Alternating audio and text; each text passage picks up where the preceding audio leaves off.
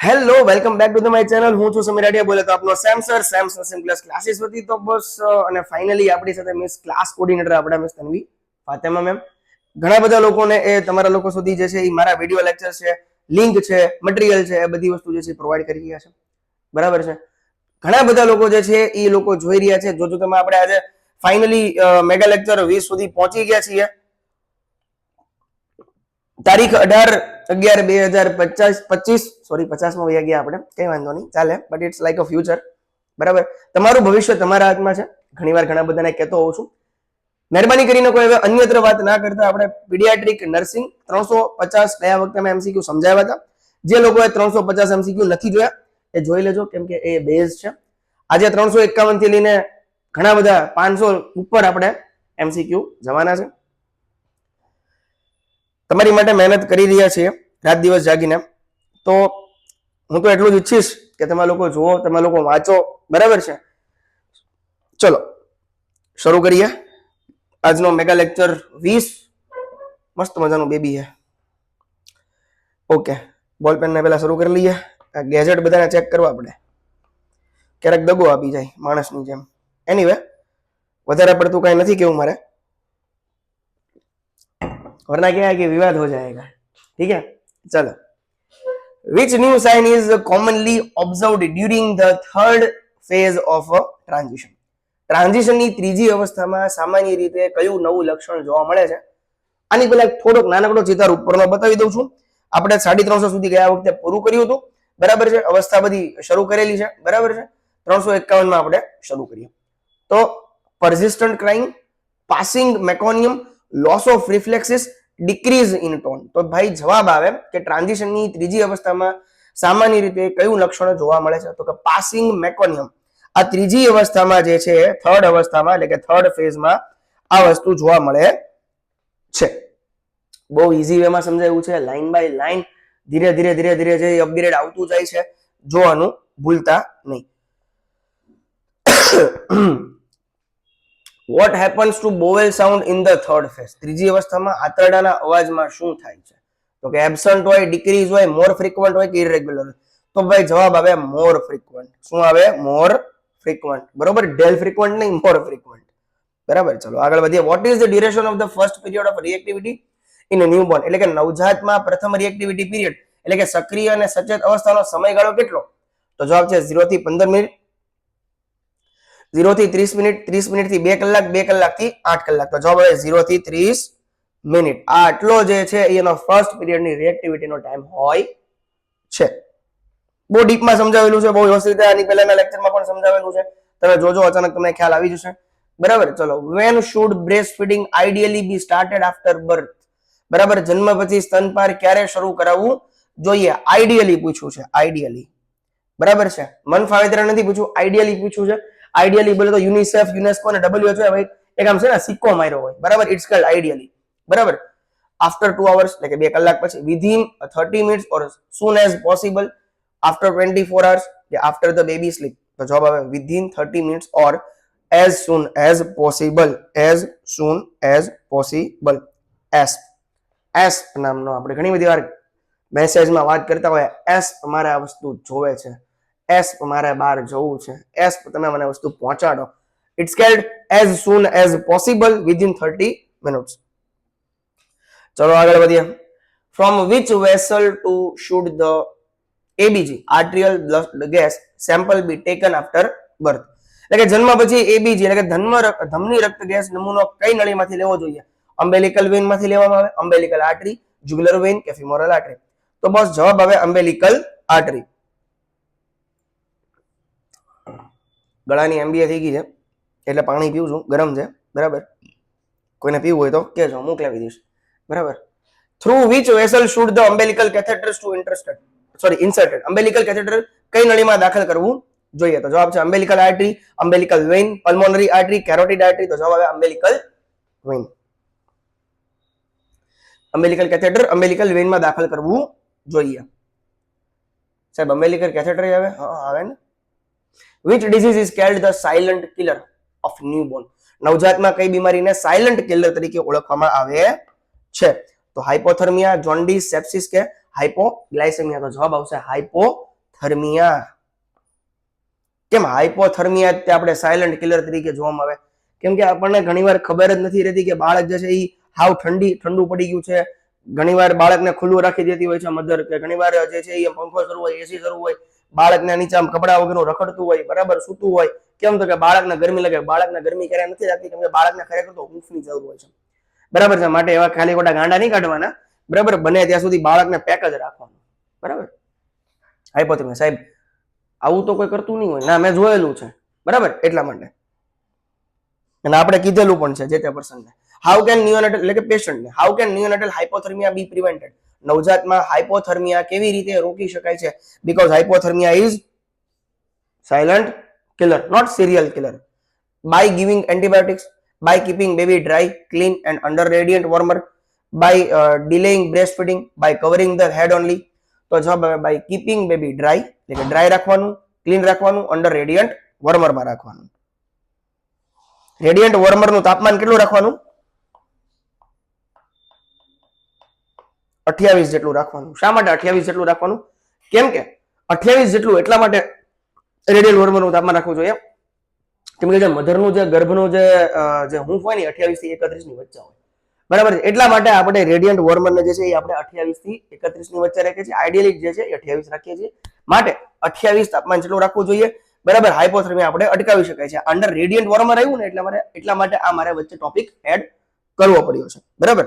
હાઇપોથર્મિયા કઈ રીતે રોકી શકાય છે? સિમ્પલ આન્સર છે બેબીને ડ્રાય કરો, ક્લીન કરો under the radiant warmer. Radiant વોર્મરનું કેટલું તાપમાન હોવું જોઈએ? તો કે 28 જેટલું હોવું જોઈએ. વયસ્કોમાં કઈ બીમારીને સાયલન્ટ કિલર કહેવામાં આવે છે? વયસ્કમાં ડાયાબિટીસ, મેલાઇટિસ, હાઇપરટેન્શન, ટ્યુબરક્યુલોસિસ કે સ્ટ્રોક? તો બસ જવાબ આવે hypertension. Hypertension it's a silent killer. કેમ કે ઘણા બધા પેશન્ટને ખ્યાલ નથી રહેતો કે ભાઈ મને હાઇપરટેન્શન છે અથવા તો બીપી મારું બહુ અપગ્રેડ થઈ ગયું છે. ઘણા બધા લોકો જે છે એ માથાનો દુખાવાની કમ્પ્લેન જે છે ઓપીડીમાં લઈને આવતા હોય છે. સાહેબ માથું બહુ દુખે છે, માથું આમ થાય છે, માથું. અને જયારે અમે એનું બીપી માપીએ ત્યારે 200, 170, 200, 110 બહુ હાઈ લેવલનું બીપી જોવા મળે છે, બરાબર છે. અને પેશન્ટને આપણે જે છે એ હાઇપરટેન્શનની આપણે દવા આપીએ છીએ. ટેલ્મિસાર્ટેન છે કે પછી EL છે, EL5 છે, બરાબર. ઘણી બધી દવા આપણે આપતા હોઈએ છીએ. નેફેડેપિન છે, બરાબર. અને જો ન આપીએ અને ઘણીવાર પેશન્ટ જે છે PCM લઈને જતું રહે, માથું દુખે છે, ઓરિજિનલ કમ્પ્લેન કે નહીં, પણ ઓરિજિનલ કમ્પ્લેન જે આપણે જોવી પડે. એ લોકો તો કે ભાઈ મને માથું દુખે છે, બરાબર છે એમ, પણ આપણે એની બીપી માપવું જોઈએ. સાયલન્ટ કિલર ઇન વયસ્ક એટલે કે એડલ્ટમાં એને કહેવાય હાઇપરટેન્શન. આગળ વધીએ. which disease is known as the silent killer of sight? દ્રષ્ટિ માટેની સાયલન્ટ કિલર બીમારી કઈ છે? દ્રષ્ટિ માટેની. જો હવે દ્રષ્ટિ બધા સાયલન્ટ કિલર આવ્યા. કેટરેક્ટ, ગ્લુકોમા, રેટાઇનોપેથી, નાઇટ બ્લાઇન્ડનેસ. તો જવાબ આવે ગ્લુકોમા. કેવીમાં? ગ્લુકોમા. કેટરેક્ટ લખીને નો આવતા, glaucoma it's the right answer. What is the normal environmental temperature of the labor room for newborn care? નવજાતની સંભાળ માટેનું શ્રમખંડ કીધું. જો શ્રમખંડ કીધું, શ્રમખંડ, બરાબર છે. રેડિયન્ટ વોર્મરનું નથી કીધું, એ મેં તમને રેડિયન્ટ વોર્મરનું કીધું હતું. અત્યારે આખો જે લેબર રૂમ જે છે એનું તાપમાન પૂછ્યું છે. આઈડિયલી તાપમાન કેટલું જોઈએ? 25 થી 28, બરાબર છે. ચલો સી, મેં તમને કીધું ને કે બાળકની જે ગર્ભમાં રહેલું જે હોય ત્યારે અમુક વસ્તુનું તાપમાન મેં તમને કીધું. હવે આમાં એમનિયોટિક પ્રવાહી એટલે કે એમનિયોટિક ફ્લુઇડનું તાપમાન કેટલું હોય? 25, 30, 37 કે 40? 37 અંશ સેલ્સિયસ. કોનું તાપમાન? તો કે એમનિયોટિક ફ્લુઇડનું તાપમાન. એટલા માટે બાળક હાઇપોથર્મિયામાં જતું રહે, કેમ કે બાળકને અંદર કન્ટિન્યુ હૂંફ મળેલી હોય 9 મહિના સુધી. અચાનક બહાર આવીને બધું તમે આમ બહાર આમ મૂકી દો તો પછી એ હાઇપોથર્મિયામાં જતું રહે. So it's called silent killer. Why should the newborn be wrapped in a pre-warmed towel after delivery? જન્મ પછી નવજાતને પૂર્વ તપાવેલ ટોલિયામાં એટલે કે ટોવેલમાં કેમ લપેટવું જોઈએ? For comfort, for prevention of hypothermia, for beautification, જે ઘણા બધા લોકો ફોટોગ્રાફી માટે કરતા હોય છે, બરાબર. For drying amniotic fluid quickly. તો જવાબ આવે for prevention of hypothermia. Excuse મી.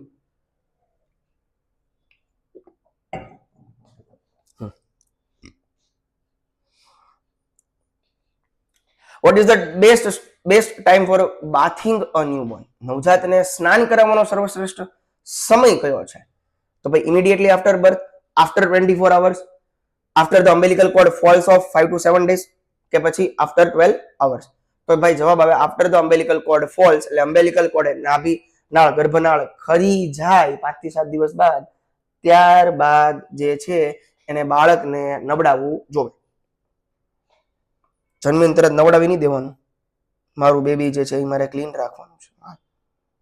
બરાબર. પછી ભલે હાઇપોથર્મિયા જાય, તમે એને સ્પંજ આપી શકો થોડું ઘણું, બરાબર, વાઇપ કરી શકો, નવડાવી ન શકો. What type of the bath is recommended before the umbilical cord falls off? નાળ પડતા પહેલા કયું સ્નાન કરાવવું જોઈએ? આવ્યું ને, સ્પોન્જ બાથ, વાઇપ. બરાબર, અહીંયા જ છે. નાળ પડતા પહેલા કયું સ્નાન આવે? એટલે કે ભાઈ એની પહેલા નાભી નાળે ના પડે એની પહેલા આપણે શું કરીએ? તો કે બાળક બેબીને આપણે સ્પોન્જ બાથ આપીએ, વાઇપ થી સાફ કરીએ. બરાબર, ઘણી બધી ટાઈપના વાઇપ્સ આવી ગયા છે. એ બધા સુગંધી આવી ગયા છે, પણ એવું જે સબસ્ટન્સને અડાડવું જોઈએ નહીં. ખાલી કોટન અને ચોખ્ખું પાણી, બસ, નથિંગ એલ્સ. કોઈ પણ જાતનું આલ્કોહોલ સબસ્ટન્સ એને અડાડવું નહીં. સાહેબ તમે તો રીતે વાત કરો છો, અનુભવ બોલે છે. કોઈ અનુભવ બોલતો નથી. ઓ ભાઈ, in preterm babies why is the umbilical cord clamped quickly? Preterm બાળકમાં નાળ ઝડપથી કેમ ક્લેમ્પ કરવી જોઈએ? To prevent hypothermia, to prevent hypervolaemia and hyperbilirubinaemia, to start breast feeding early, to avoid infection. તો જવાબ to prevent hypovolaemia and hyperbilirubinaemia. બરાબર છે, એટલા માટે ક્લેમ કરવાની. હાઇપરવોલેમિયા અટકાવવા માટે અને હાઇપરબિલિરુબિનેમિયા અટકાવવા માટે આપણે નાળને જે છે એ તાત્કાલિક આપણે ક્લેમ કરતા હોઈએ છીએ. બરાબર, ચલો આગળ વધીએ. What should be the cord length kept in preterm babies? અપૂર્ણ જાત બાળકમાં નાળની લંબાઈ કેટલી રાખવી જોઈએ? તો કે 2 થી 3 સેન્ટીમીટર, 5 થી 7, 10 થી 12 કે 15. તો કે અપૂર્ણ જાત બાળકમાં, આ તમને અગાઉ સમજાવી દીધું 350 સુધીમાં, બધી વસ્તુ ટર્મ પ્રીટર્મ બધું સમજાવ્યું છે. 10 થી 12 સેન્ટીમીટર. કેટલી સેન્ટીમીટર? 10 થી 12 સેન્ટીમીટર. પ્રીટર્મમાં સમજાવેલું છે, બરાબર છે, ટર્મમાં સમજાવેલું છે, પોસ્ટર્મમાં તમને સમજાવેલું છે. ચલો હવે નવજાત શિશુનું સામાન્ય તાપમાન કેટલું હોય છે? એટલે કે vote is the normal temperature range of the newborn baby? 35 થી 36, 36.5 થી 37.4, 38 થી 39, 34 થી 35. તો ભાઈ જવાબ આવે 36.5 અંશ સેલ્સિયસ થી 37.4 અંશ સેલ્સિયસ સુધીનું એનું તાપમાન હોય છે. બરાબર, આટલું બેબી ગરમ હોય. Which parameter should be assessed first while calculating Apgar score? Apgar score ગણતી વખતે સૌપ્રથમ કયું પરિમાણ માપવું જોઈએ? આર એટલે કે respiration, reflex, pulse or heart rate કે કલર?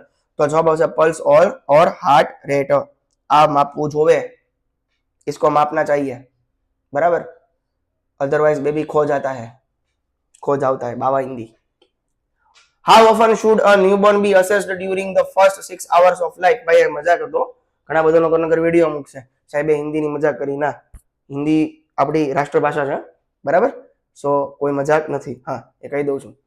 જન્મ પછીના પ્રથમ 6 કલાક દરમિયાન નવજાતનું મૂલ્યાંકન કેટલા સમયાંતરે કરવું જોઈએ? બરાબર, every 2 hours, every 30 minutes to 1 hour, every 4 hours, every 15 minutes. તો જવાબ આવે એવરી 30 minutes to 1 hour. જન્મ પછી પ્રથમ 6 કલાક દરમિયાન, પ્રથમ 6 કલાક દરમિયાન, બરાબર, એટલે બાળક જો સવારે 6 વાગે જન્મ્યું હોય, બરાબર છે, તો જન્મ પછીનું પ્રથમ 6 કલાક 7, 8, 9, 10, 11, 12 આટલા વાગ્યા સુધી જે છે એ એવરી 30 મિનિટ્સ થી લઈને 1 કલાકે કરવું જોવે.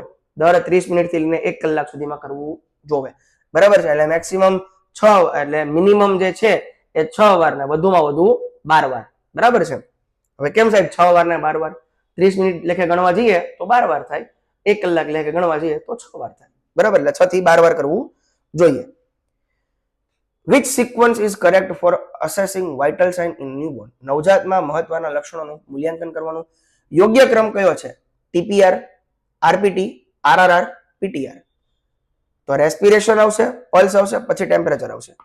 રેસ્પિરેશન, પલ્સ અને ટેમ્પરેચર, આ ફોર્મેટમાં તે આપણે કામ કરવાનું છે. TPR માં નહીં, RPT. બાપરે. Why should temperature be measured last in a newborn? નવજાતમાં તાપમાન અંતમાં કેમ માપવું જોઈએ? શું કામ? બાળકને ઠંડુ ન પડે તે માટે, હૃદય ગતિ અને શ્વાસ દર ખોટી રીતે ન વધે તે માટે, બાળકને ગરમ રાખવા માટે, ઓક્સિજન સ્તર ચકાસવા માટે. તો ભાઈ જવાબ અહીંયા થોડાક મેં ગુજરાતી કર્યા છે, બરાબર. હૃદય ગતિ અને શ્વાસ દર ખોટી રીતે ન વધે તે માટે. 373 જોઈએ. Normal respiration rate of a newborn is 20 થી 40, 30 થી 60, 25 થી 50 કે 40 થી 70. તો જવાબ આવશે 30 થી 60, 30 to 60. બરાબર. ચલો આગળ વધીએ. Normal heart rate of a newborn, નવજાતમાં સામાન્ય હૃદય ગતિ એટલે કે અપાઇકલ પલ્સ કેટલી હોય છે? નોર્મલ હાર્ટ રેટ અપાઇકલ પલ્સ કેટલી હોય છે? 80 થી 100, 90 થી 130, 110 થી 160, 150 થી 180. તો જવાબ આવે 110 થી 160 પર મિનિટ. ચલો આગળ વધીએ. Normally axillary temperature of a newborn, હવે નવજાતમાં સામાન્ય એક્ઝિલરી તાપમાનની શ્રેણી કેટલી હોય છે? તો કે 35 થી 36, 36.5 થી 37.4, 37.5 થી 38 અંશ સેલ્સિયસ, 38 થી 39. તો જવાબ આવે 36.5 થી 37.4 અંશ Celsius. It's our normal auxiliary temperature of our newborn. Normal BP of a newborn is approximately એટલે કે નવજાતમાં સામાન્ય બ્લડ પ્રેશર કેટલું છે? 40-20 to 50-30, 60-40 to 80-50, 80-60 to 170, 50-40 to 70-50 mm of Hg. તો ભાઈ જવાબ આવે 40-60 થી 80-50 mm of Hg. બરાબર છે, આટલું હોવું જોઈએ. Normal oxygen saturation SpO2 in newborn 70 થી 80%, 80 થી 85%, 88 થી 94%, 95 થી 100%. તો જવાબ આવશે 88 થી 94% જે છે એ SpO2 હોય છે.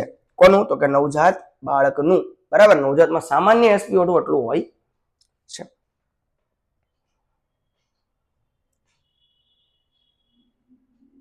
Normal average length height of a newborn at birth is, જન્મ સમયે નવજાતની સરેરાશ લંબાઈ કેટલી હોય છે?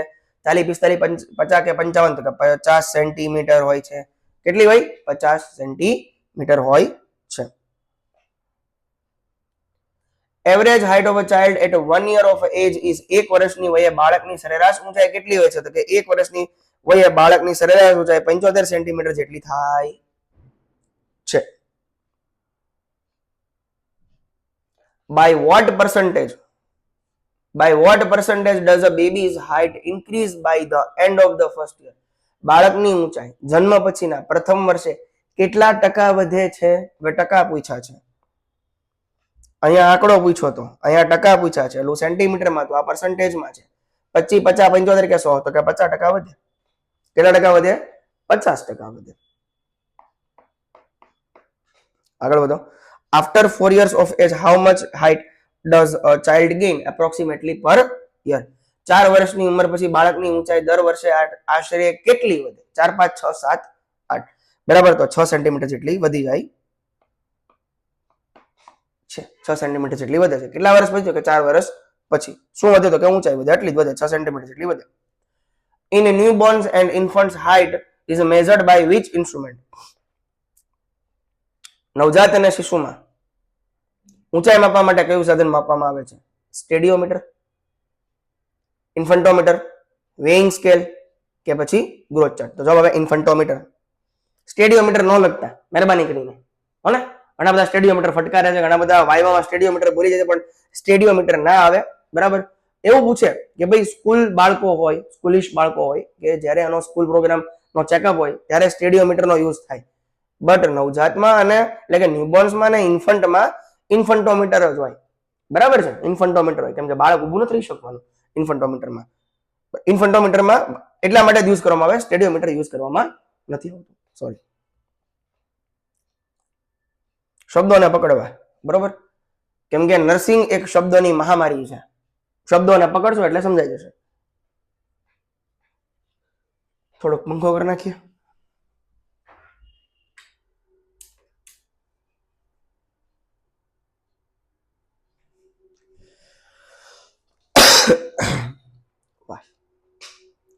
Up to what age is a child's height measured in a lying down position?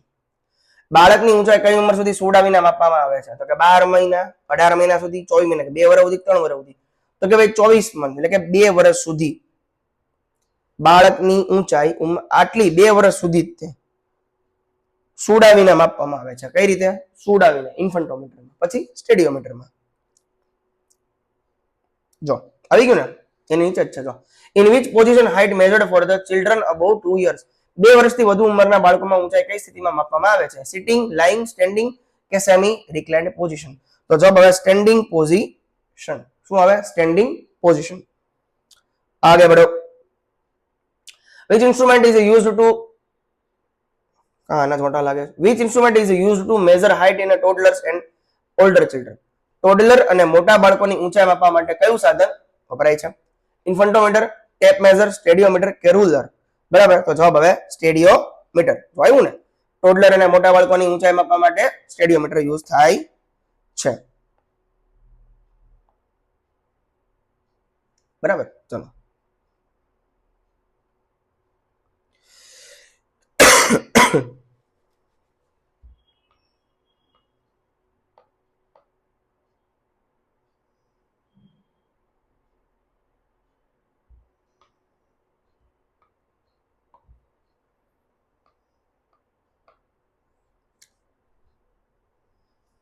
What is the normal birth weight of a newborn? નવજાત શિશુનું સામાન્ય જન્મ વજન કેટલું હોય છે?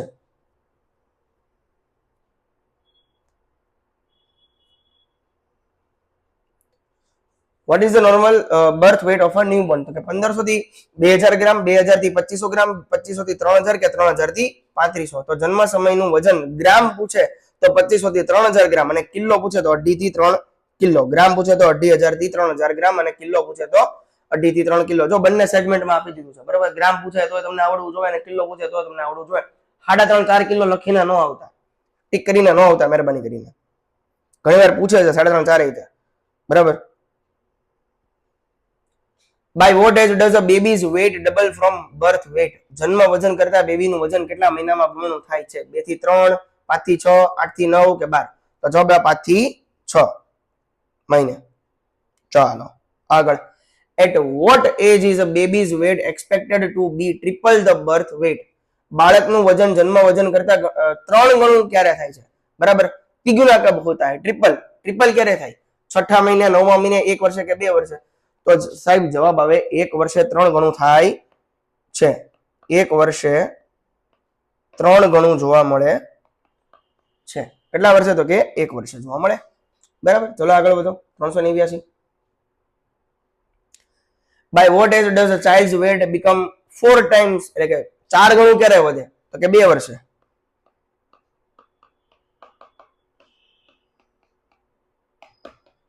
બરાબર, 2 વર્ષે 4 ગણું થઈ જાય. એટલે કે 4 ગણું ક્યારે થાય? 2 વર્ષે થાય, 2 years. બરાબર. બહુ વ્યવસ્થિત રીતે ઈઝી પડે એ મેથડમાં હું તમને સમજાવું છું અને આ બધા પીવાયક્યુઝ છે, પીવાયક્યુઝ રિલેટેડ છે, માટે મહેરબાની કરીને આ વસ્તુને અવગણતા નહીં, હેરાન થઈ જશો. At what age is a child's weight approximately 5 times the birth weight? બાળકનું વજન જન્મ વજન કરતા 5 ગણું ક્યારે થાય છે? 2, 3, 4, 5? તો કે 3 વર્ષે થાય. બાળકનું વજન જન્મ વજન કરતા 5 ગણું ક્યારે થાય? 3 વર્ષે.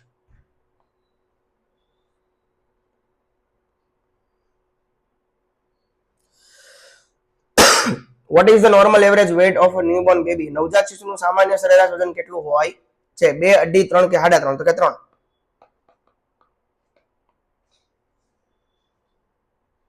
નવજાત શિશુનું સામાન્ય સરેરાશ જન્મ વજન 3 કેજી હોય, 2.5 થી 3 કિલો હોય.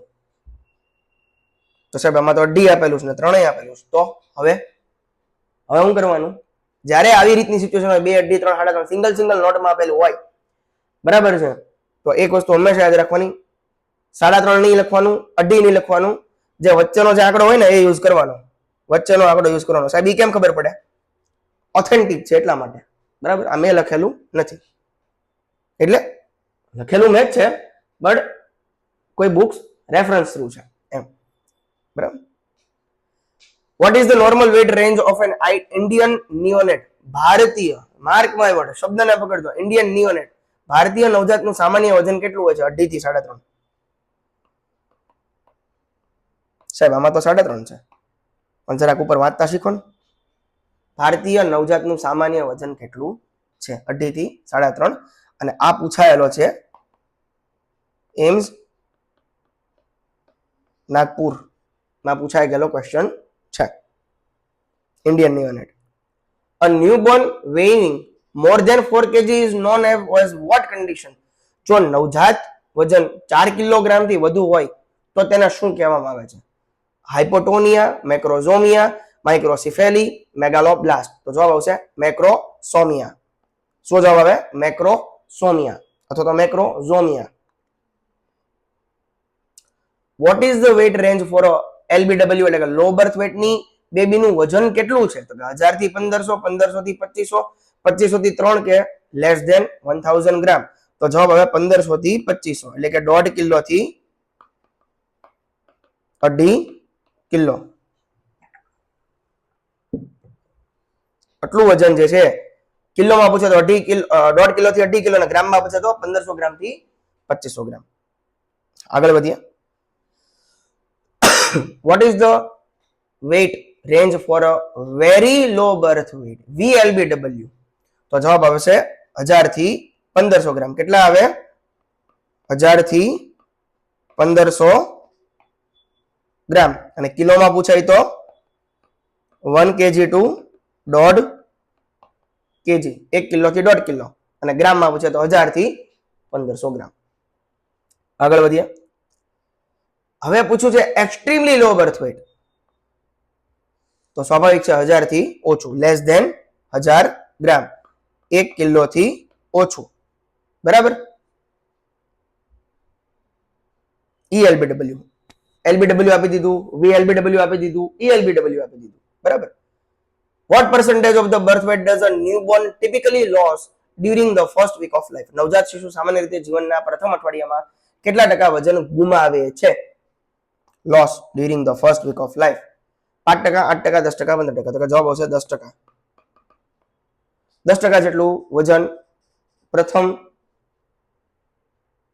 અઠવાડિયામાં ગુમાવે. શું ગુમાવે? તો કે વજન. બરાબર છે, આટલું ગુમાવે છે. 10% વેટ લોસ થાય.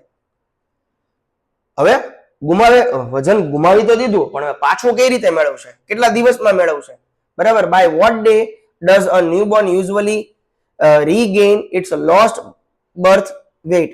એટલે કે નવજાત શિશુ પોતાનું ગુમાવેલું વજન સામાન્ય રીતે કેટલા દિવસમાં પાછું મેળવે છે? તો કે 3 થી 5 દિવસ, 7 થી 10 દિવસ, 10 થી 14 દિવસ કે 15 થી 20 દિવસ. તો જવાબ આવશે 7 થી 10 દિવસ. આટલા દિવસમાં જે છે એ પાછું વજન મેળવે છે. How much daily weight gain occurs during the first 6 months of life? જીવનના પ્રથમ 6 મહિનામાં રોજબરોજ સરેરાશ વજનમાં કેટલો વધારો થાય છે? 10 ગ્રામ પર ડે, 20 ગ્રામ પર ડે, 30 ગ્રામ પર ડે કે 50 ગ્રામ પર ડે? તો જવાબ હવે 30 ગ્રામ per day.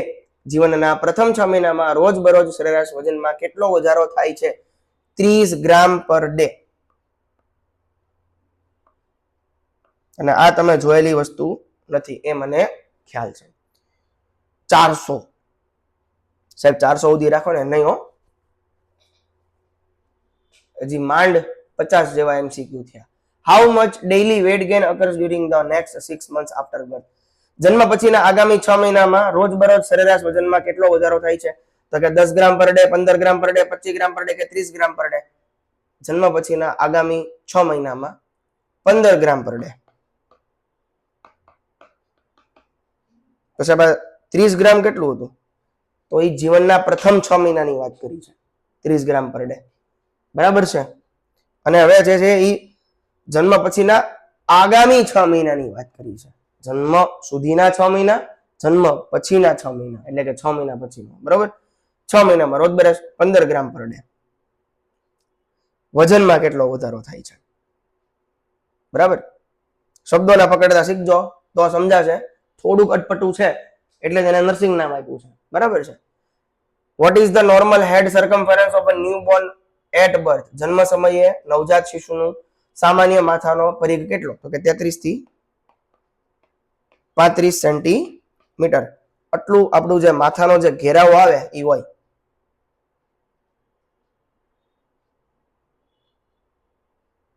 How much larger is the head circumference than the chest circumference in a newborn? નવજાત શિશુમાં માથાનો પરિઘ છાતીના પરિઘ કરતા કેટલો મોટો હોય છે? તો કે ભાઈ 2 થી 3 સેન્ટીમીટર જેટલો મોટો હોય છે. કેટલો મોટો હોય? 2 થી 3 સેન્ટીમીટર જેટલો મોટો હોય. આગળ વધીએ. How is head circumference measured in newborn? નવજાતમાં માથાનો પરિઘ કેવી રીતે માપવામાં આવે છે? Tape placed around the neck, tape placed over the occipital prominence and supraorbital ridge, tape placed across the ears, tape placed above the eyebrows only. તો ભાઈ જવાબ આવે tape placed over the occipital prominence and supraorbital ridge. બરાબર, આવી રીતે પરિઘ માપવામાં આવે છે. બરાબર, સુપ્રાઓર્બિટલ અહીંયા આવ્યો.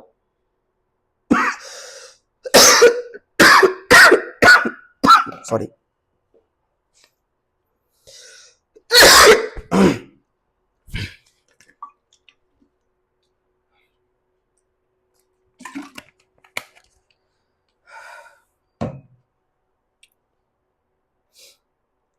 Okay.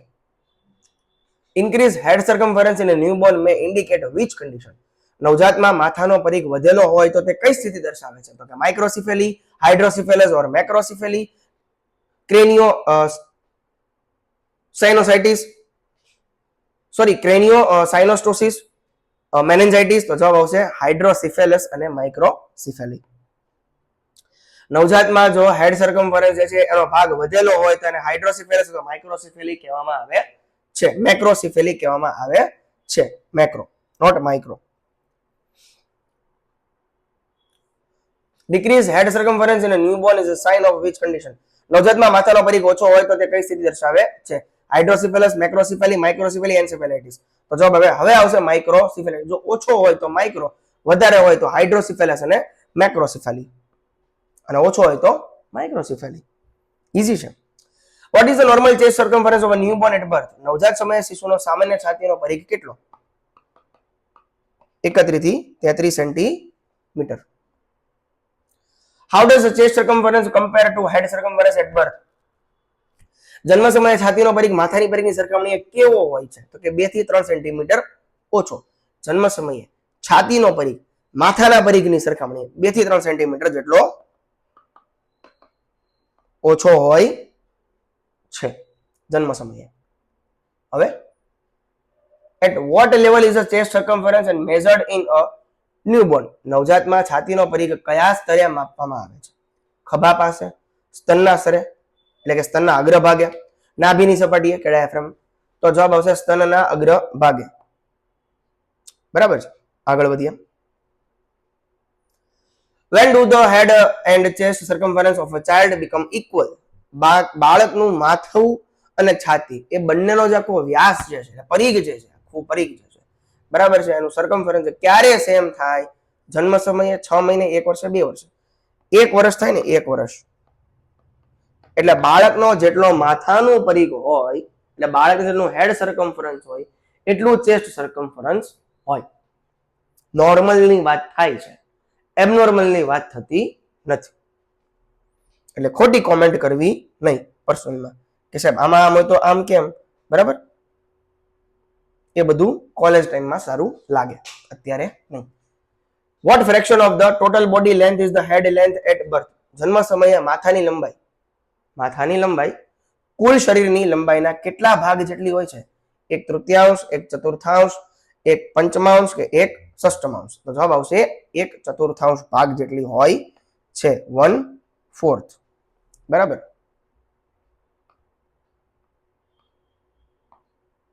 ઘણા કહેશે સાહેબ નવડો નથી, ચોગડો છે. એકચ્યુઅલમાં હું ગાંધીજી હારે ભણવા ગયા હતા પૂર્વજન્મમાં. અમારો બીજો જન્મ છે. Just kidding. What is moulding in a newborn? નવજાતમાં મોલ્ડિંગ એટલે શું? માથાના હાડકા વચ્ચેના ફંટાનેલનું બંધ થવું, જન્મ દરમિયાન ખોપડીના હાડકાનું ઓવરલેપ થવું, માથાનો પરિઘ વધવો, ખોપડીના હાડકાની નરમાઈ. તો ભાઈ જવાબ આવે નવજાતમાં મોલ્ડિંગ એટલે જન્મ દરમિયાન ખોપડીના હાડકાનું ઓવરલેપ થવું.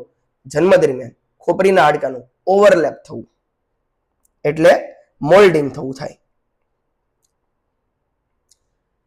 Within how many hours does normal molding resolve automatically? સામાન્ય મોલ્ડિંગ કેટલા કલાકમાં આપોઆપ ઠીક થઈ જાય છે? 24, 48, 72, 96? તો કે 72 કલાકમાં ઠીક થઈ જાય છે. What type of joint is a skull suture in a newborn? નવજાતની ખોપડીમાં સ્યુચર કયા પ્રકારનો સાંધો છે? Cartilaginous, synovial joint, fibrous joint કે પછી એમ્ફિયોથ્રોસિસ ટાઈપ. બરાબર, એના ટાઈપ છે. તો જવાબ આવે ફાઇબ્રસ જોઈન્ટ, સાઇનારાથ્રોસિસ, સાઇન આર્થ્રોસિસ અથવા તો સિન આર્થ્રોસિસ, સિન આર્થ્રોસિસ અથવા તો સાઇન આર્થ્રોસિસ. આગળ વધીએ. What are skull sutures? ખોપડીનું સ્યુચર એટલે શું? ખોપડીની ચામડીનો ભાગ, ખોપડીના હાડકાં વચ્ચેનું જોડાણ, માથાના મગજને આવડતું પડ કે ખોપડીની અંદરનું દબાણ માપન સ્થળ. અમુક હિન્દી, અમુક ગુજરાતી છે, અમુક ઇંગ્લિશ છે. બરાબર, બંને આજે થોડુંક મિક્સઅપ કરેલું છે. એટલે ખોપરીના હાડકાની વચ્ચેનું જોડાણ. ચલો આગળ.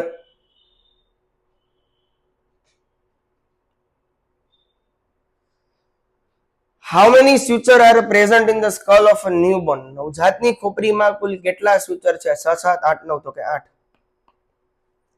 એટલે કે આમાં એવું પૂછેલું છે કે સ્યુચર્સ ઇન ન્યૂબોર્ન, બરાબર, 8 સ્યુચર હોય છે. In newborns how are the skull suture position? નવજાતની ખોપડીની સ્યુચર કેવી સ્થિતિમાં હોય છે? સંપૂર્ણ જોડાયેલી હોય, આંશિક ભાગ ખુલ્લો હોય, વિશાળ રીતે અલગ થયેલી હોય કે બંધ થયેલી હોય? તો કે વિશાળ રીતે અલગ થયેલી હોય છે. બરાબર, આગળ. How many total fontanelles are present in a newborn skull? નવજાતની ખોપડીમાં કુલ કેટલા ફન્ટાનલ હોય? એન્ટિરિયર ફન્ટાનેલ, પોસ્ટિરિયર ફન્ટાનેલ આવી ગયા, બરાબર છે, સ્ફિનોઇડ આવી ગયું, એ બધી વસ્તુ થઈને ટોટલ 6. એન્ટિરિયર ફન્ટાનેલનું બીજું નામ શું છે? Lambda, bregma, mastoid, sphenoid. તો જવાબ આવશે બ્રેગમા. શું આવે? એન્ટિરિયર ફન્ટાનેલનું બીજું નામ બ્રેગમા છે. એન્ટિરિયર ફન્ટાનેલનો આકાર કેવો છે? Diamond shape. કેવો શેપ છે? ડાયમંડ શેપ છે. નંગ શેપ છે, નંગ. At what age does the anterior fontanelle normally close? અને very very double very most IMP question છે, પૂછાય જ છે ઘણી બધી વાર સીએચસી માં, પીએચસી માં, હાલતા એક્ઝામમાં પૂછાઈ ગયેલો ક્વેશ્ચન. એન્ટિરિયર ફન્ટાનેલ સામાન્ય કેટલી ઉંમરે બંધ થાય? ક્લોઝર 12 થી 18 મહિના.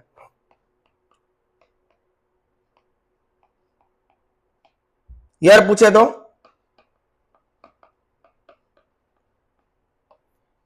મહિના પૂછે તો 12 થી 18, વર પૂછે તો 1 થી 1.5 વર્ષ. If the anterior fontanelle is not ossified after 24 months, it indicates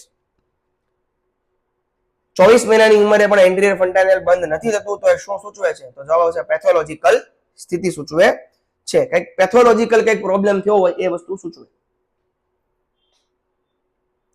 પોસ્ટિરિયર ફન્ટાનેલ નું બીજું નામ શું છે? તો કે લેમ્ડા.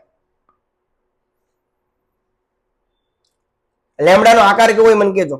સીધા વાઈ જવો કે ઊંધા વાઈ જવો? સાહેબ એવું આવે? હા આવે ને એવું. What is the shape of the posterior fontanelle? Posterior fontanelle નો આકાર કેવો? તો કે ટ્રાયેન્ગ્યુલર, ત્રિકોણ આકાર હોય છે.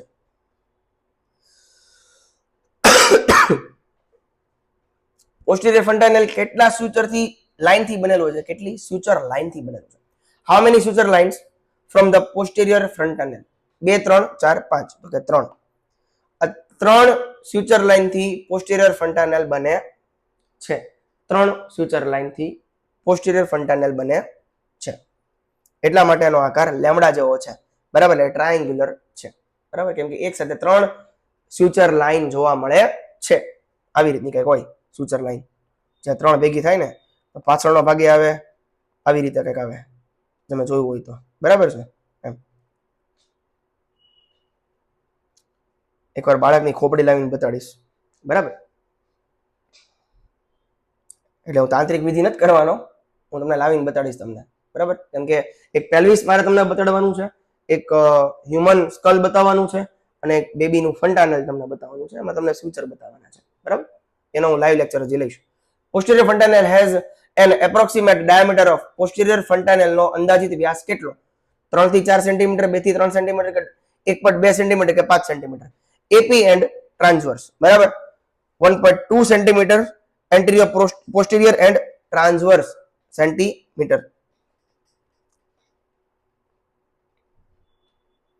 depressed or sunken fontanelle in a newborn indicates નવજાતમાં દબાયેલું અથવા તો અંદર પડેલું ફન્ટાનેલ કઈ સ્થિતિ દર્શાવે છે? ઇન્ક્રીઝડ આઈસીપી, ડિહાઇડ્રેશન, ઇન્ફેક્શન કે પછી હાઇપોથર્મિયા?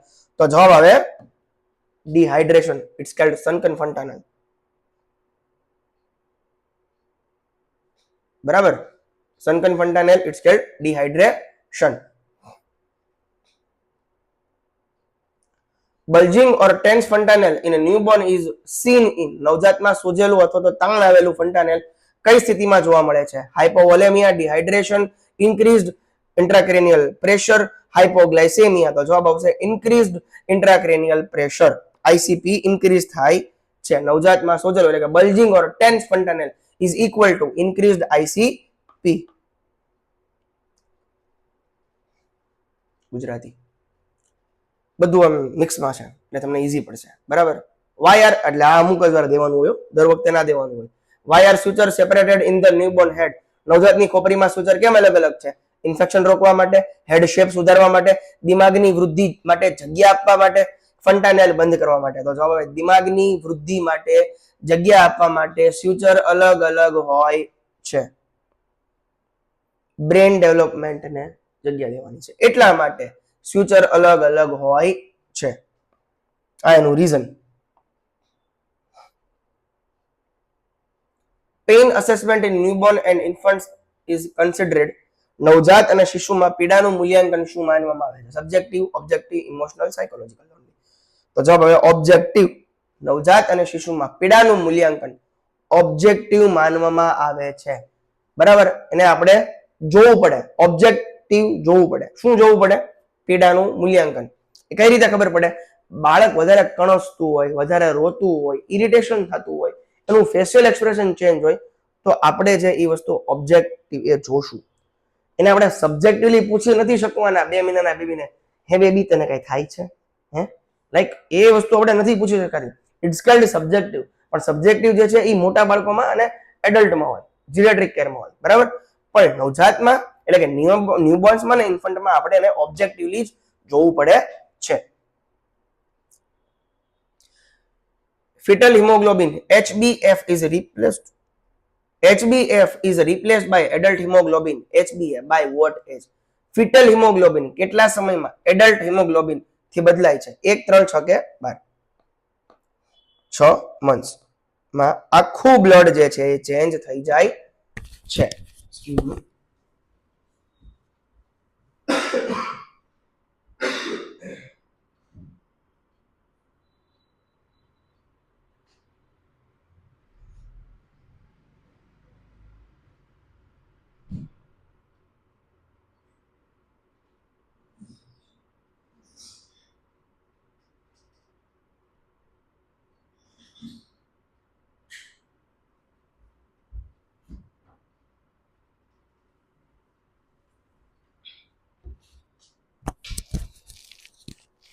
Okay, sorry for interrupted.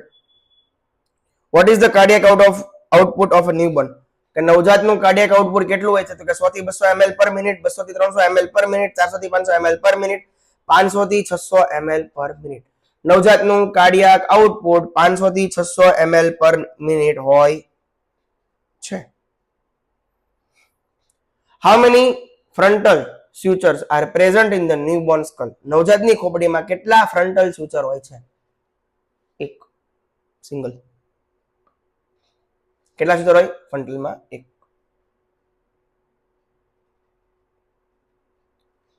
The coronal suture is located between which bones? Coronal sutures કયા હાડકા વચ્ચે થાય છે? તો 2 parietal bones, frontal and parietal bones, parietal and temporal bones, parietal and occipital bone. કયા બોન ની વચ્ચે હોય? coronal suture, frontal and parietal bones વચ્ચે શું હોય? તો કે coronal suture જોવા મળે છે.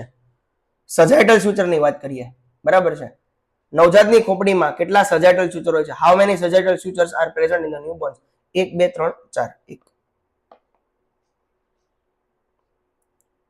હવે સજાઇટલ suture જે છે એ કયા બે બોન ની વચ્ચે છે? parietal and occipital, 2 parietal bone, frontal and temporal and occipital. તો કે બે parietal bone ની વચ્ચે સજાઇટલ suture આવેલું છે. બરાબર. બે પેરાઇટલ બોન્ડની વચ્ચે સજાઇટલ સ્યુચર આવેલું છે. ઇમેજિન કરજો, તમે જ્યારે F5 માં એનાટોમી ભણી હતી, બરાબર, ત્યારે તમારા હાથમાં ખોપડી આપેલી, human brain, sorry human skull તમને આપેલું, બરાબર છે, ત્યારે એ વસ્તુ તમે થોડુંક વિચારજો. બરાબર. How many lambdoid sutures are present in the newborn skull? નવજાતની ખોપડીમાં કેટલા લેમ્બડોઇડ સ્યુચર છે? તો કે 2 લેમ્બડોઇડ સ્યુચર જોવા મળે છે. લેમ્બડોઇડ સ્યુચર જે છે એ કોની વચ્ચે આવેલા છે? બરાબર. Lambdoid suture lies between which bones? parietal and occipital, frontal and temporal, parietal and frontal, temporal and occipital. જવાબ આવે parietal and occipital bones. આગળ વધો. How many squamous suture are present in the newborn skull? નવજાતની ખોપડીમાં કેટલા સ્ક્વેમસ સ્યુચર છે? તો કે 1 2 3 4, તો કે 2 સ્ક્વેમસ સ્યુચર છે. હવે સ્ક્વેમસ સ્યુચર જે છે એ કયા બોનની વચ્ચે લોકેટેડ છે? તો કે parietal temporal, frontal parietal, parietal occipital, parietal sphenoid. તો જવાબ આવે parietal and temporal બોનની વચ્ચે સ્ક્વેમસ સ્યુચર આવેલું હોય છે. What is the normal blood volume of a newborn? નવજાતમાં સાધારણ રક્તનું પ્રમાણ કેટલું? 50 ml per kg, 80 ml per kg, થોડુંક મોટું કરી નાખું, 100 ml per kg કે 120 ml per kg? તો કે 80 ml per kg. બરાબર. નવજાતમાં સાધારણ રક્તનું પ્રમાણ 80 ml per kg હોય છે. What is the normal RBC count in a newborn? નવજાતમાં RBC ની સામાન્ય સંખ્યા કેટલી હોય છે? 3 to 4 million mm cube, 4 to 5 million mm cube, 6 to 8 million per mm cube, 8 to 10 million per mm cube. તો જવાબ આવે 6 થી 8 મિલિયન પર mm cube.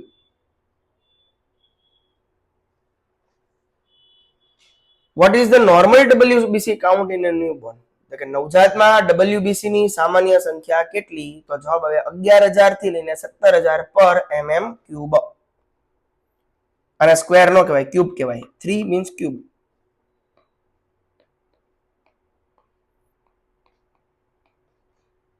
QUBE, not CUBE. બરાબર. 11,000 થી 17,000 mm cube.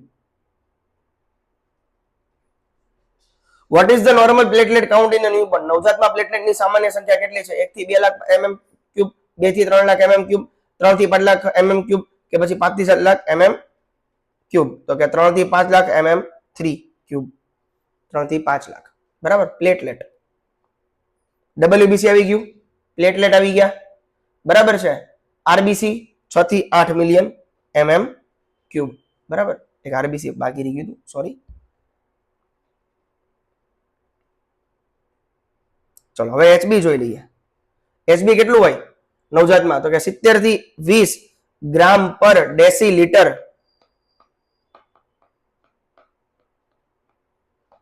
It's સ્કેલ્ડ DL. બરાબર છે, ઇટ્સ સ્કેલ્ડ DL. આગળ વધો. Vote is the life span of RBC in a newborn? સામાન્ય રીતે RBC નો સમયગાળો કેટલો હોય એડલ્ટમાં? નોર્મલી 120 દિવસનો લાઈફ સ્પાન હોય. બરાબર છે. તો ભાઈ હવે નવજાતમાં RBC નું આયુષ્ય કેટલું? તો કે 80 દિવસનું હોય. કેટલા દિવસનું હોય? 80 દિવસનું હોય.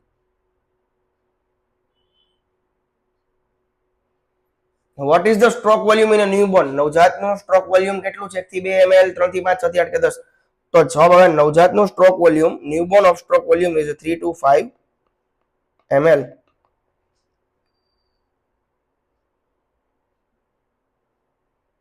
Cardiac output 500 ml per minute. બરાબર. કાર્ડિયાક આઉટપુટ અગાઉ એક આવી ગયો છે. Cardiac output per KG body weight in a newborn is approximately.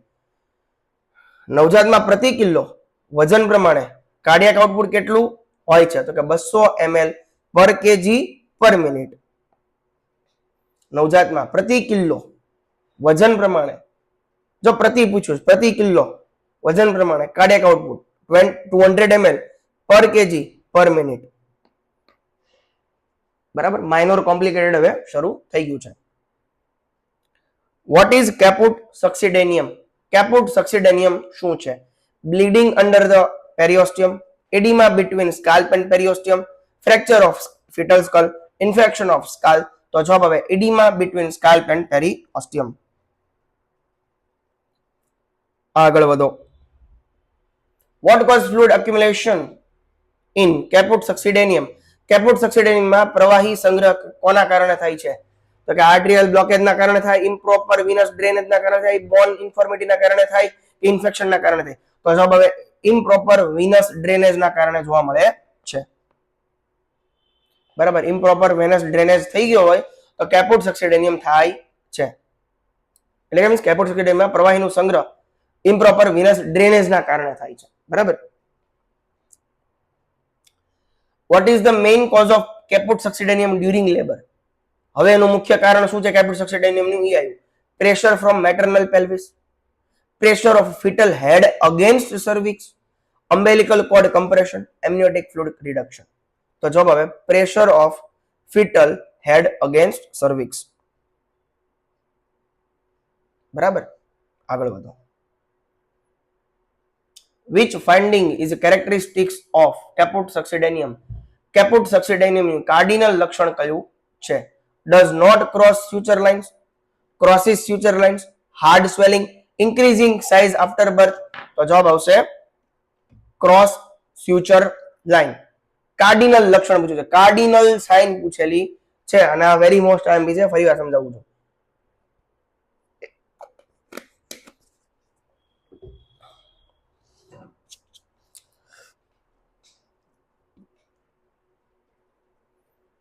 does not cross suture lines, cross suture lines, hard swelling કે increasing size after birth.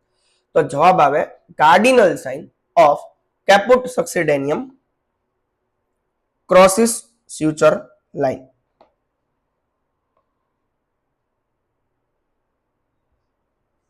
Cardinal લક્ષણ crosses suture line.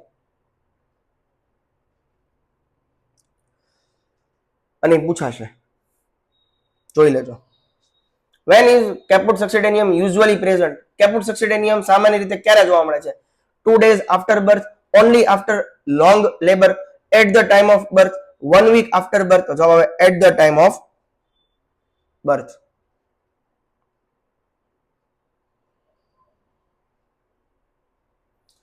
By when does caput succedaneum usually disappear? Caput succedaneum સામાન્ય કઈ રીતે ગાયબ થઈ જાય છે? ક્યારે ગાયબ થાય? Within 24 hours, within 48 hours, within 72 hours કે after 1 week? તો જવાબ within 72 hours ગાયબ થઈ જાય છે. Is caput succedaneum compressibly? caput succedaneum ને દબાવી શકાય તેવું છે? શું caput succedaneum દબાવી શકાય તેવું છે? એટલે કે કમ્પ્રેસ થઈ શકે એવું છે? No, it is hard. No, it is firm. Yes, it is compressible. Only sometimes compressible. Yes, it is compressible. હા, તે દબાવી શકાય તેવું છે. Yes.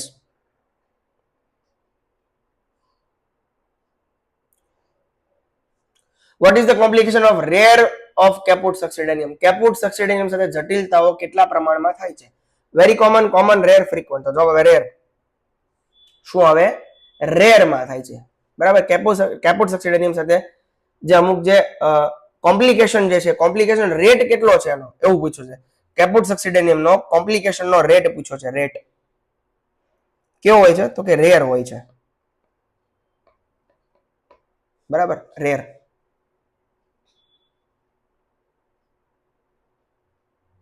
What is cephal hematoma? Cephal hematoma. Edema under scalp, blood accumulation between bone and periosteum, fluid accumulation over scalp, infection of skull bone. તો જવાબ છે blood accumulation between bone and periosteum. બરાબર છે? blood accumulation between bone and periosteum. cephal hematoma આ છે. cephal hematoma occurs due to rupture of which vessels? cephal hematoma કઈ નસ અને વેન્સ ની ફાટવાથી થાય છે? Artery, major vein, minor emissary veins કે લિમ્ફ વેસલ્સ? તો જવાબ આવશે minor emissary veins. Minor emissary vein જ્યારે ફાટે એટલે કેફલ હેમેટોમામાં કઈ નસ ફાટે? તો કે માઇનોર એમિસરી વેન્સ ફાટે છે. આ રપ્ચર થાય એટલા માટે કેફલ હેમેટોમા થાય. Simple. What is the main cause of cephal haematoma? Cephal હેમેટોમાનું મુખ્ય કારણ શું છે? ICP, SPH, capillary rupture, amniotic fluid pressure. તો જવાબ આવશે એસપીએચ એટલે કે sub periosteal haemorrhage. It's a main cause of cephal haematoma. Sub periosteal haemorrhage. Is cephalohematoma compressible? No, it is not compressible. ના.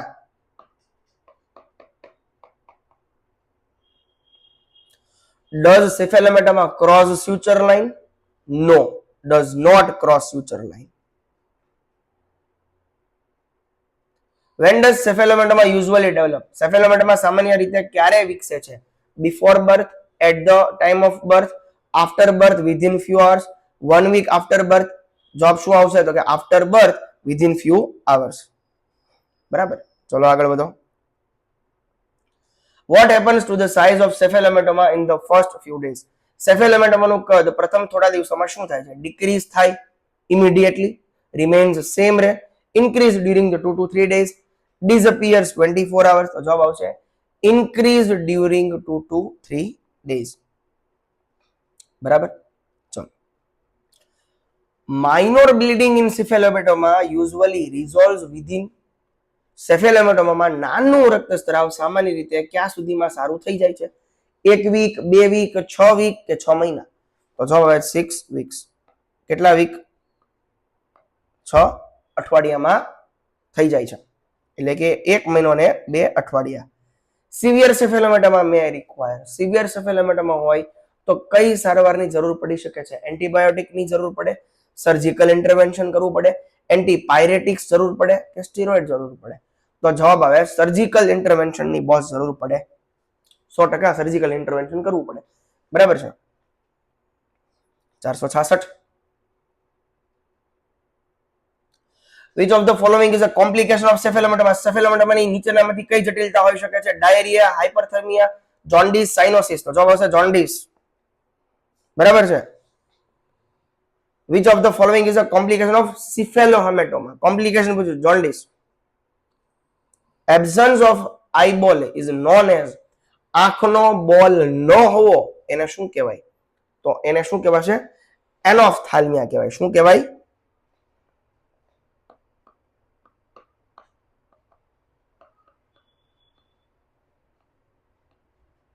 એનોફથાલ્મિયા કહેવાય. What should the newborn's eyes appear after birth? જન્મ પછી નવજાતની આંખ કેવી હોય છે? Red, blood, clear, swollen. તો જવાબ આવે ક્લિયર. ક્લિયર હોવી જોઈએ.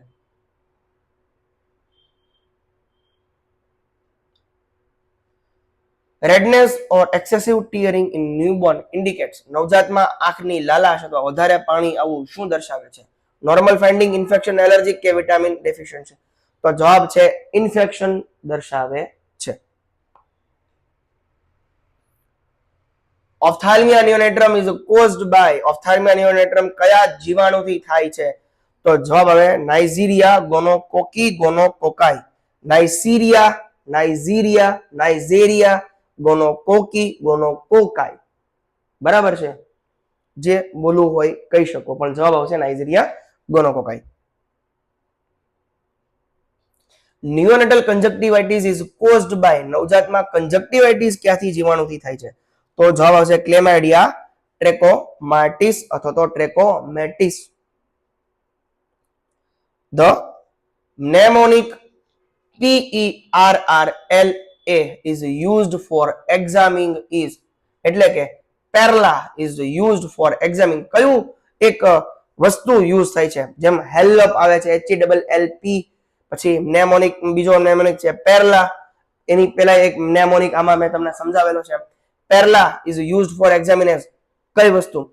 હિયરિંગ, પ્યુપિલ, લંગ્સ કે રિફ્લેક્સ? તો જવાબ આવે પ્યુપિલ્સ તપાસવા માટે પેરલા નામનો વર્ડ, પેરલા નામનું mnemonic એ યુઝ થાય છે. mnemonic એટલે હું આ જેટલા પણ વર્ડ છે ને PERRLA એ બધાનો કંઈક મીનિંગ થતો હોય. બરાબર. ચલો હવે આપણે એ જોઈએ. પેરલામાં એમાં જે પી આવે એનો મીનિંગ શું થાય? એનો મીનિંગ પ્યુપિલ થાય. શું થાય? પ્યુપિલ થાય. જો એમસીક્યુ તમને એવા જ આપ્યા હશે પ્રેશર, પ્યુપિલ, પલ્સ કે પોઝિશન, તો આપણે પ્યુપિલ લખવાનું છે, બરાબર છે, કેમ કે આંખ વિશે વાત કરી છે, બરાબર. કેની એક્ઝામિનેશન માટે? પ્યુપિલના એક્ઝામિનેશન માટે પહેલા વર્ડ વપરાય છે. હવે ઈ વર્ડ ઇજેક્શન, ઇક્વલ, એનલાર્જમેન્ટ કે એન્ટ્રી, તો કે equal.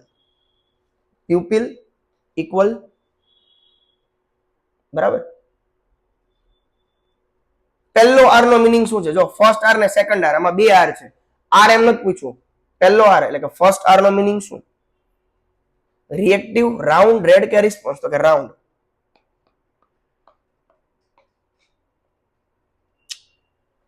Pupil same, round. Second R reactive to, round, refractive, regular, તો જવાબ આવશે રિએક્ટિવ ટુ. લાસ્ટ લેટર નથી પણ એની પહેલાનો એલ મીન્સ, એલ નો મીનિંગ શું? લેન્સ, લાઇટ, લેવલ, લાઇન, તો જવાબ આવશે light. Meaning of A accommodation, શું આવે? એકોમોડેશન. અલાઇનમેન્ટ નો આવે, એડજસ્ટમેન્ટ નો આવે, એક્યુઇટી નો આવે, બરાબર છે, તો જવાબ શું આવે? Accommodation. Presence of red reflex indicates, red reflex દેખાય તો તેનો અર્થ શું થાય છે? કેટેરેક્ટ, રેટિનોબ્લાસ્ટોમા અથવા તો રટાઇનોબ્લાસ્ટોમા, નોર્મલ લેન્સ કે વિઝન ડિફેક્ટ, તો જવાબ આવશે નોર્મલ લેન્સ. રેડ રિફ્લેક્સ દેખાય તો એનો જવાબ છે નોર્મલ લેન્સ છે. Absence of red reflex suggest, red reflex નથી બતાતું તો એ નોર્મલ આઈ છે, કન્જેનેટલ કેટેરેક્ટ છે, કોન્ટેક્ટ લેન્સ છે, તો જવાબ છે રેટાઇનલ ડિટેચમેન્ટ છે, તો જવાબ કન્જેનેટલ કેટેરેક્ટ, બરાબર. રેડ રિફ્લેક્સ નો બતાય તો કન્જેનાઇટલ કેટરેક્ટ હોઈ શકે છે, એટલે કે જન્મજાત મોતિયો.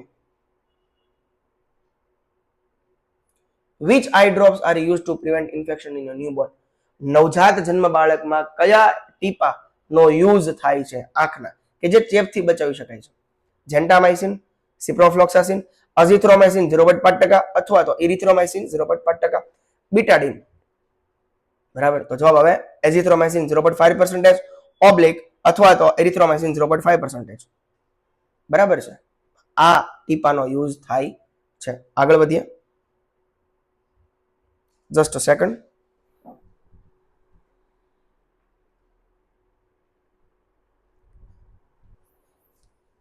Maternal rubella syndrome can cause which condition in the newborn, ગર્ભાવસ્થા દરમિયાન માતાને રૂબેલા થાય તો નવજાતમાં નીચેનામાંથી શું હોઈ શકે?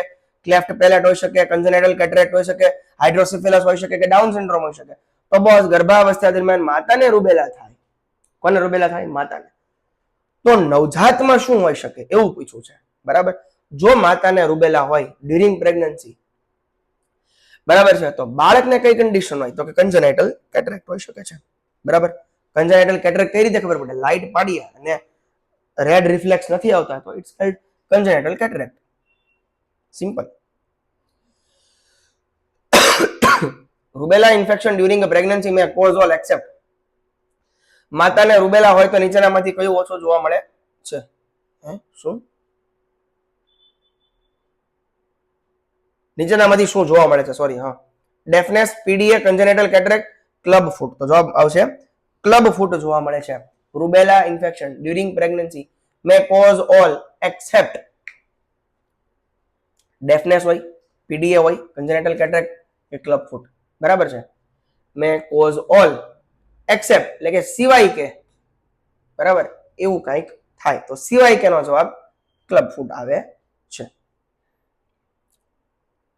Absence of the external ear is ear, કાન, બાહ્ય કાન ન હોવું એને શું કહેવાય? માઇક્રોટિયા, એનોશિયા, એટ્રેઝિયા, એનોફથાલ્મિયા, તો જવાબ આવે એનોશિયા અથવા તો એનોટિયા, મીન્સ એનોશિયા એને કહેવાય છે, બરાબર. બાહ્ય કાન નથી, એક્સટર્નલ ઇયર નથી, એબ્સન્સ છે, તો એને એનોશિયા કહેવાય છે, બરાબર. Small external ear is known as microcephaly, microtia, micrognathia, atresia, તો જવાબ આવે microtia. Small internal ear is known as microtia અથવા તો માઇક્રોશિયા.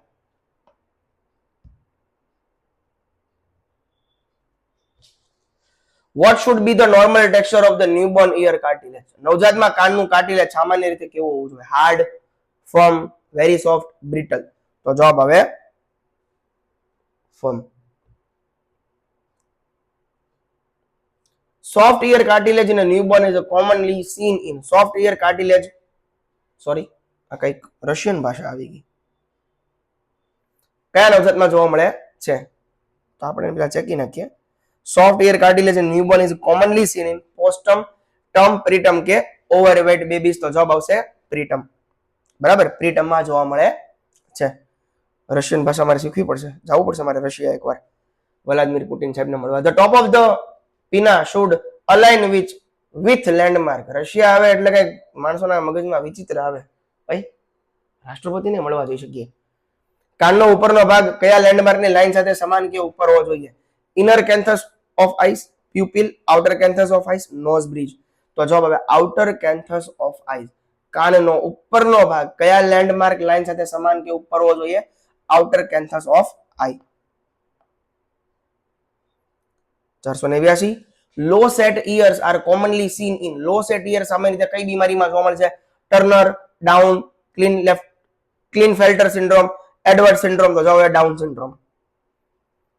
લો સેટ ઇયર્સ ડાઉન સિન્ડ્રોમમાં જોવા મળે છે. Purulent ear discharge in newborn indicates. નવજાતમાં કાનમાંથી પૂરી, ઇટ્સ નોટ પૂરી, પુરુલન્ટ એટલે કે રસી દેખાય તો તેને શું કહેવાય? Allergy, infection, foreign body, dehydration. તો જવાબ આવે infection. Bloody ear discharge in newborn usually due to. નવજાતના કાનમાંથી લોહી આવે તો એ સામાન્ય રીતે કયા કારણોસર થાય છે? ઇન્ફેક્શનના કારણે થાય, બર્થ ઇન્જરીના કારણે થાય, વિટામિન ડેફિશિયન્સીના કારણે થાય કે એલર્જીના કારણે થાય? તો સાહેબ જવાબ આવે બર્થ ઇન્જરીના કારણે થાય.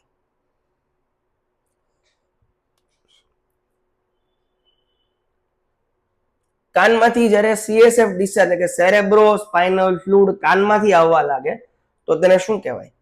Ear wax melting, middle ear infection એટલે કે ઓટાઇટિસ મીડિયા, હેડ ટ્રોમા કે નોર્મલ ફાઇન્ડિંગ. તો જવાબ આવશે હેડ ટ્રોમા. માથામાં ઇન્જરી થઈ હોય, બરાબર, તો કાનમાંથી સીએસએફ આવી જાય, બરાબર, head trauma. CSF discharge from ear can be confirmed by which test? કાનમાંથી સીએસએફ આવી રહ્યું છે એ કયા ટેસ્ટથી સાબિત થાય છે?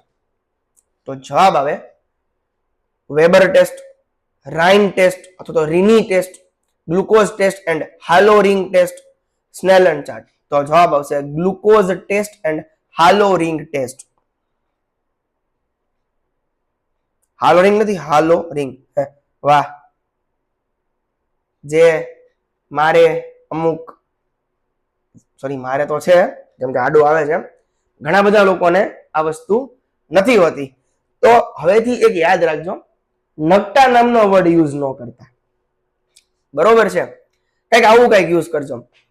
Absence of the nose is called. નાક ન હોવું એને શું કહેવાય? ઘણા બધાના નાક નથી, ઘણા બધા લોકો નથી જોતા લેક્ચર, બરાબર, ઘણી બધાને આમ ટકોર કરવી પડે છે, એને કહેવાય એરાઇના કહેવાય છે. એ રાહિનિયા અથવા તો એ રાઇનિયા કહેવાય છે, બરાબર. એવા લોકો એ રાઇનિયા હોય છે, નાક વગરના નકટા હોય છે, બરાબર, એ રાઇનિયા હોય છે. ચલો, a newborn's nose should normally appear. નવજાતનું નાક સામાન્ય રીતે કેવું હોવું જોઈએ? Narrow and pointed, wide flat midline, long and sharp, asymmetrical. તો જવાબ આવશે wide flat and midline. Wide હોવું જોઈએ, ફ્લેટ હોવું જોઈએ અને મિડલાઇનમાં આવવું જોઈએ. આને કહેવાય મિડલાઇન કહેવાય, બરાબર. Nasal flaring in newborn indicates. નવજાતમાં નેઝલ ફ્લેરિંગ થાય તો એ શું બતાવે? Normally breathing, respiratory distress, allergic reaction, hunger. તો જવાબ આવે રેસ્પિરેટરી ડિસ્ટ્રેસ દર્શાવે છે. આગે બઢો માઉથ એક્ઝામિનેશનમાં 497. What should be assessed first in a newborn mouth examination? નવજાતના મુખના પરીક્ષણમાં સૌપ્રથમ શું તપાસવું? જાત તપાસો કરવી, એ ગઝલની વાત નહીં કરવાની. Tongue size, cleft lip and palate, tonsil, saliva amount. તો જવાબ આવશે cleft lip and palate. Cleft lip and palate. Presence of teeth at birth is called. જન્મ સમયે દાંત હાજર હોય તો તેને શું કહેવાય છે? Neonatal teeth, primary teeth, natal teeth કે ડેસિડિયસ ટીથ? તો જવાબ આવશે નેટલ ટીથ. નેટલ ટીથ કહેવાય છે. બરાબર. Normal gums of a newborn should be. નવજાતમાં સામાન્ય ગમ્સ કેવી હોવી જોઈએ? બ્લુ એન્ડ ડ્રાય હોવી જોઈએ, પીક એન્ડ મોઇસ્ટ હોવી જોઈએ, વ્હાઇટ એન્ડ થીક હોવી જોઈએ, હાર્ડ એન્ડ બ્રાઉન હોવી જોઈએ. તો જવાબ પિંક એન્ડ મોઇસ્ટ હોવી જોઈએ. નવજાતમાં સામાન્ય ગમ્સ એટલે કે normal gums newborn should be pink and moist. 500 500. વાહ. Blue gums in newborn indicate. નવજાતમાં ગમ્સની વાદળી રંગત શું દર્શાવે છે? Infection, cyanosis. મને ગુજરાતી બહુ ગમે ને એટલે ગુજરાતી વર્ડ બહુ સારા સારા યુઝ કરું છું. બરાબર છે. Dehydration, vitamin deficiency. તો વાદળી રંગત જે છે blue gums in newborn indicate it's called cyanosis. શું કહેવાય?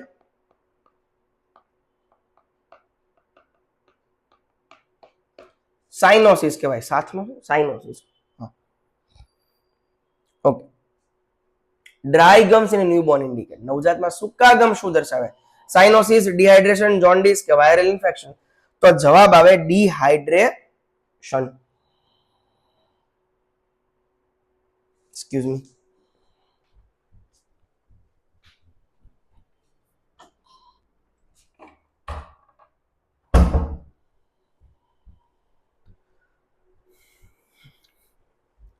Oral thrush and Epstein pearls have within in common.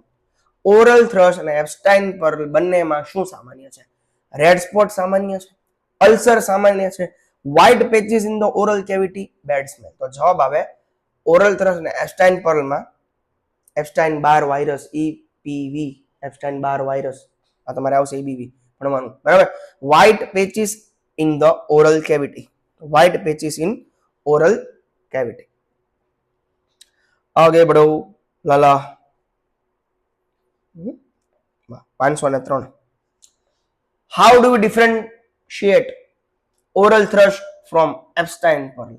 Oral thrush અને એપ્સ્ટીન પર્લને કેવી રીતે ઓળખી શકાય છે? By colour changes, by smell, rub with gauze and observe if patch removes X-ray. તો જવાબ આવશે rub with gauze and observe if patch removes. Epstein pearl અને ઓરલ થ્રશને rub with gauze and observe if patch removes. Gauze વડે ઘસવાનું છે, rub કરવાનું છે, ઓબ્ઝર્વ કરવાનું છે જો પેચ રિમૂવ થાય છે કે નથી થતા. બરાબર. આવી રીતે એને ઓળખી શકાય છે. તો સાહેબ આશા રાખું છું કે આપને 503 MCQ સમજાયા હશે. 351 થી લઈને 500 આજનો સેશન આપણે અહીં અલ્પ વિરામ કરીએ છીએ પીડિયાટ્રિક્સમાં. બરાબર છે. ઓબીજીમાં પણ ઘણું ખાસું એવું ચાલી ગયું. 600 MCQ જેવા થઈ ગયા. આમાં પણ 500 MCQ જેવા થઈ ગયા. બરાબર. એટલે કે આમ જોવા જઈએ તો ઓબીજી અને પીડિયાટ્રિક નું બંનેની કામગીરીમાં 30% કોર્સ આપણો પૂરો થઈ ગયો છે. સાહેબ 30% તમે તો 5000 ને 6000 કહેતા હતા. હા, કેમ કે હજી 70% હજી બાકી છે. બરાબર. ઓબીજી અને પીડિયાટ્રિકના ટોટલ થઈને 11000 થી લઈને 12000 MCQ છે. બરાબર છે. અને એ હું પૂર્ણ કરાવવાનો છું. તો મહેરબાની કરીને અને બધું પૂરું જ કરાવવાનો છું. બટ ઓબીજી અને પીડિયાટ્રિકમાં હું વધારે ભાર મૂકીશ. Thank you very much. જોવા બદલ આપનો ખૂબ ખૂબ આભાર. છેલ્લા સુધી તમે જોયું, મને સહન કર્યો. બરાબર છે. ઉપરવાળો તમને સહન શક્તિ આપે. Thank you.